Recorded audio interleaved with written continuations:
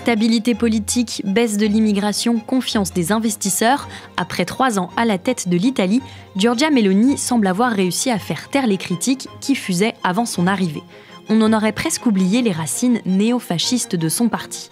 Des cercles économiques à Ursula von der Leyen, en passant évidemment par l'extrême droite française, la dirigeante italienne semble séduire toute l'Europe.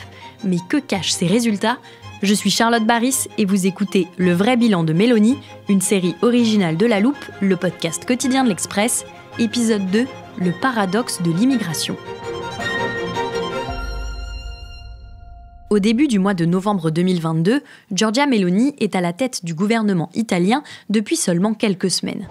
Plus de 2 semaines à bord de l'Ocean Viking à attendre un port d'accueil après le calvaire en mer. Hommes, femmes et enfants, ils sont 234, dont 57 mineurs, secourus en Méditerranée à bord d'embarcations de fortune entre la Libye et l'Italie, fin octobre. L'ONG SOS Méditerranée a sollicité l'assistance de l'Italie toute proche. Alors qu'elle a fait campagne en grande partie sur une politique migratoire plus stricte, l'Italie refuse d'accueillir l'Ocean Viking malgré les règles européennes. Après plusieurs jours de passe d'armes, la France ouvre finalement ses portes au navire, mais les tensions ne retombent pas. La France regrette très profondément que l'Italie ait pris le parti de ne pas se comporter comme un État européen responsable. La gestion des flux migratoires en Méditerranée est un problème européen qui nous touche tous, appelant une réponse européenne. J'ai été très marqué par la réaction agressive du gouvernement français, qui est, de mon point de vue, incompréhensible et injustifiée. 6 mois plus tard, la crise migratoire revient ternir les relations franco-italiennes. Madame Meloni, c'est-à-dire le gouvernement d'extrême droite, la première ministre italienne, le gouvernement d'extrême droite choisi par les amis de Madame Le Pen, est incapable de régler les problèmes migratoires sur lesquels elle a été élue. L'Italie est incapable de gérer cette pression migratoire. Résultat, le ministre italien des Affaires étrangères annule sa visite en France. Mais à peine 1 an et demi après ces accrochages, le ton a bien changé. En visite à la frontière en octobre dernier, Bruno Retailleau, ministre de l'Intérieur, assurait vouloir renforcer la collaboration avec l'Italie et saluait même l'externalisation de certains contrôles. Bref, l'intérêt de la France pour la méthode Meloni grandit, d'autant que les résultats sur l'immigration ont de quoi convaincre de nombreux pays d'Europe. Je suis fière que l'Italie soit devenue un modèle à suivre. J'ai accueilli avec une grande satisfaction l'attention que ces derniers mois et ces dernières semaines, plusieurs représentants de gouvernements européens et extra-européens de différentes couleurs politiques, France, Allemagne, Suède, Royaume-Uni, pour n'en citer que quelques-uns, ont accordé à nos politiques. Preuve du pragmatisme et de l'efficacité qui ont marqué notre action en matière de lutte contre l'immigration clandestine. Pour décrypter les politiques mises en œuvre en matière d'immigration depuis l'arrivée de Giorgia Meloni, j'ai fait appel à Charlotte Lalanne, journaliste au service Monde de l'Express. Bonjour Charlotte. Bonjour. Je te propose Charlotte qu'on commence par regarder les promesses de Giorgia Meloni. Avant son élection en 2022, elle a largement fait campagne sur le contrôle de l'immigration qu'elle qualifiait de massive. Oui, alors parmi ces promesses, on peut citer la mise en place de centres de traitement des demandes d'asile en dehors de l'Union européenne, le blocus naval, avec l'idée donc de bloquer les embarcations de fortune venues des côtes africaines et en particulier de Tunisie et de Libye. Et si Giorgia Meloni voulait mener une telle politique, Charlotte, c'est à cause des chiffres de l'immigration, de la pression migratoire en Italie. Qu'est-ce qu'on pouvait observer avant 2022 ? Alors, quand on parle d'immigration, il y a 2 pans de l'immigration. L'immigration régulière, légale, souvent de travail. Elle est régie par une loi en Italie qui s'appelle le Decreto Flussi, qui fixe le nombre de personnes étrangères autorisées à venir travailler en Italie avec des quotas par pays. On parle là de travail saisonnier, par exemple. En 2021, on était à 70 000 arrivées et en 2022, à 75 000. Et pour certains, c'était déjà trop. Ça, c'est pour l'immigration légale, mais quand on parle de crise migratoire, on parle souvent de l'immigration illégale, les images de ces arrivées par bateau sur les côtes italiennes. Comment ces données ont-elles évolué ? Alors c'est sûr que vu la position géographique de l'Italie, ce pays est l'un des premiers pays d'entrée vers l'Europe. Je t'ai apporté un petit graphique.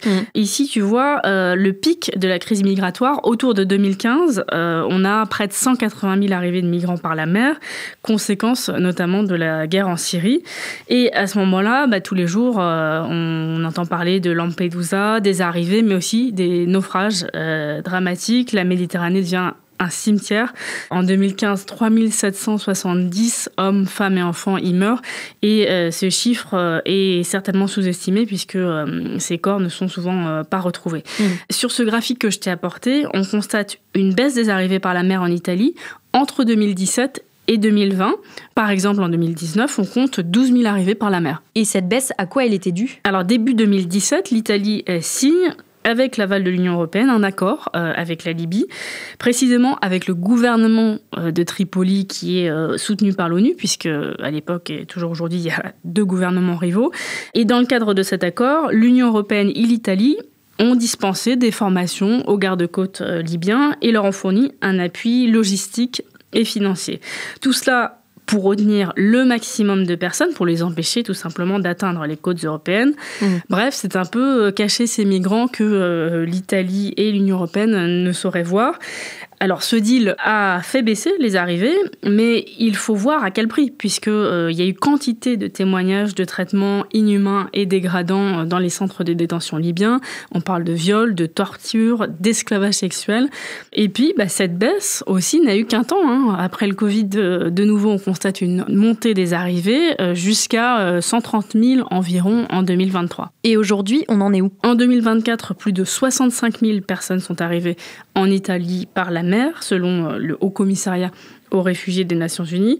C'est un chiffre équivalent à celui de 2021 et l'année 2025 là, suit une trajectoire similaire. 130 000 arrivées en 2023, 65 000 en 2024. On est donc en effet sur une baisse. Oui, et d'ailleurs, Giorgia Meloni n'hésite pas à souligner que les arrivées par la mer ont chuté depuis son arrivée, chuté de 60% en 2024. Mais attention, ces chiffres sont quand même à prendre avec des pincettes. La réalité est un peu plus compliquée que ça. Maintenant qu'on a fait le tour des constats, regardons du côté des explications. Charlotte, quelles mesures ont été prises par Giorgia Meloni et son gouvernement pour parvenir à cette baisse de 60% des arrivées par la Méditerranée ? Parmi les mesures phares du gouvernement, la signature d'accords avec la Tunisie dès l'été 2023, toujours sous l'égide de l'Union européenne, sur le modèle libyen. Bruxelles va promettre 105 millions d'euros d'aide à l'autocrate Kais Saied, qui dirige la Tunisie, pour empêcher les traversées clandestines. Mais là encore, le traitement réservé aux migrants est mis en cause par plusieurs ONG. Des enquêtes accablantes, comme celle en septembre 2024 du Guardian, qui décrit violences, tortures, qui sont commises par la garde nationale tunisienne. À bout de force. Après avoir marché pendant des kilomètres en plein désert, sans eau ni nourriture, ces migrants sont sauvés d'une mort certaine par les gardes-frontières libyens. Ils sont une dizaine. Un petit groupe chassé de Tunisie il y a quelques jours. Mais bon, à Rome, on s'en tient aux chiffres et l'idée c'est de dire que ça marche puisque, regardez, les flux migratoires ont énormément baissé. Sauf que là aussi, il faut regarder un petit peu dans le détail. Justement, que disent réellement les chiffres ? En fait, ce qu'il faut regarder, c'est le contexte. En 2023, la forte hausse des départs depuis la Tunisie survient à un moment où les conditions de vie se dégradent considérablement dans ce pays. Les migrants sont extrêmement stigmatisés. Le président Kais Saied accuse, je le cite, des hordes de migrants clandestins de vouloir changer la composition démographique de la Tunisie. Et on peut clairement parler d'une chasse aux noirs. Les personnes originaires d'Afrique subsaharienne sont expulsées de leur domicile, attaquées, emmenées de force en plein désert par la police tunisienne.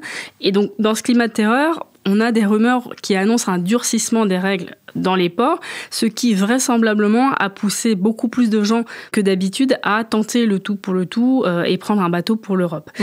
Bref, tout ça pour dire que le pic en fait de 2023, il serait dû aussi à ce contexte particulier. Et quand on regarde les chiffres de l'année suivante, 66 600 arrivées, il est équivalent à celui de 2021. Donc c'est assez difficile en fait de faire la part des choses entre ce qui, dans ces chiffres, relève véritablement de la politique de Giorgia Meloni. Alors, autre mesure qui a fait beaucoup parler d'elle, c'est un accord signé avec l'Albanie. Tu peux nous rappeler en quoi il consiste ? L'idée, c'est d'établir en Albanie des centres de traitement pour les demandeurs d'asile secourus en mer par des navires italiens. 2 centres de rétention, précisément, y ont été construits après la signature en novembre 2023 d'un accord entre Rome et Tirana. Coût de l'opération, selon le gouvernement, 670 millions d'euros sur 5 ans pour prendre en charge, sur le papier, 36 000 personnes par an. Alors, ce projet a été salué par la présidente de la Commission européenne, Ursula von der Leyen, comme une innovation, je la cite, une innovation en matière de politique migratoire. Sauf que, à ce jour, ces 2 centres restent quasiment vides. Pourquoi ? Parce qu'il y a eu une série de recours judiciaires. La Cour européenne de justice remet en cause ce que l'Italie définit comme pays sûr pour le retour de ces personnes. Et puis, il y a aussi un sujet qui est le coût de cette opération. La facture est épinglée par plusieurs organisations. Par exemple, le site d'investigation Follow the Money qui a enquêté et dit qu'un lit dans l'un de ces centres albanais coûte 11 fois plus cher qu'un lit dans un centre équivalent en Sicile. Bref, il n'y a plus grand-chose de pragmatique ici, contrairement à ce qu'affirme le gouvernement Meloni, c'est énormément d'affichage. 2 mesures de Giorgia Meloni qui interrogent donc. Est-ce qu'il y en a d'autres intéressantes à mentionner, Charlotte ? On peut citer par exemple un décret approuvé fin 2022 qui rend plus difficile les opérations de recherche et de sauvetage dans les eaux territoriales italiennes, puisque ce décret exige que les navires des ONG ne fassent qu'un seul sauvetage à la fois et rentrent donc directement au port de débarquement désigné par le ministère de l'Intérieur. Or, le trajet entre le lieu de sauvetage et le port désigné peut prendre plusieurs jours. Ça limite de fait la disponibilité du bateau de sauvetage. Et puis en plus de ça, le ministère de l'Intérieur visiblement assigne assez souvent des ports très éloignés, c'est ce que disent les ONG, ce qui, là encore, prolonge le délai d'indisponibilité de ces bateaux. On va parler un instant d'immigration régulière. Dans l'épisode d'hier sur l'économie italienne, on a évoqué la crise démographique que traverse le pays, ce qui a obligé le gouvernement Meloni à adopter des mesures pour faciliter l'entrée de travailleurs étrangers. Nous l'avons fait parce que l'immigration réglementée et légale peut représenter une richesse pour chaque nation. Mais l'immigration illégale et incontrôlée nuit à toute société. Oui, j'ai évoqué les chiffres d'avant 2022, au début de l'épisode. En octobre 2023, l'Italie a approuvé les quotas d'entrée de migrants de travail sur 3 ans, donc pour la période 2023-2025. En 2023, on était à 136 000, l'année suivante à 150 000 et cette année, en 2025, à 165 000. Et tout ça, c'est largement en fait au-dessus des quotas pré-Meloni, donc avant son arrivée au pouvoir. En fait, c'est simple, l'immigration légale est au plus haut depuis 10 ans. Et là, on peut dire par contre que Meloni a été contrainte et forcée au pragmatisme, tout simplement parce que l'Italie traverse une crise démographique absolument énorme.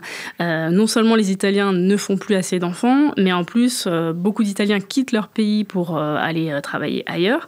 Donc la seule solution rapide à cette hémorragie, c'est d'accueillir davantage de migrants dans plein de secteurs en tension, l'agriculture, le tourisme, mais aussi la fonction publique, les hôpitaux. Donc oui, il y a des saisonniers parmi eux qui devront retourner dans leur pays au plus tard au bout de 9 mois, qui, dans de très rares cas, pourront espérer y résider. Mais le constat est là, le gouvernement Meloni a ouvert grand les portes aux travailleurs étrangers, très très loin de la Giorgia Meloni en campagne. Des résultats en demi-teinte donc, mais un discours qui séduit en France. Alors la méthode Meloni peut-elle être appliquée chez nous ?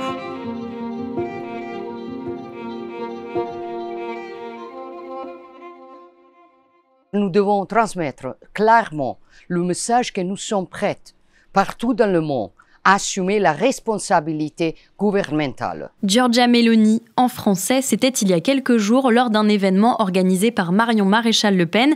La présidente du parti Identité Liberté reçoit le soutien en vidéo de la chef du gouvernement italien. Une preuve de plus que l'extrême droite française est largement inspirée par la politique italienne, et notamment en matière d'immigration.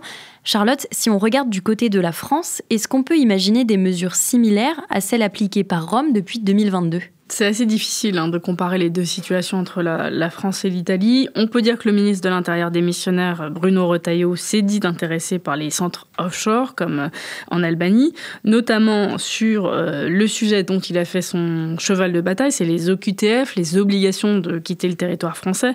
Donc on rappelle cette mesure administratif qui vise à expulser du territoire français un étranger en situation irrégulière.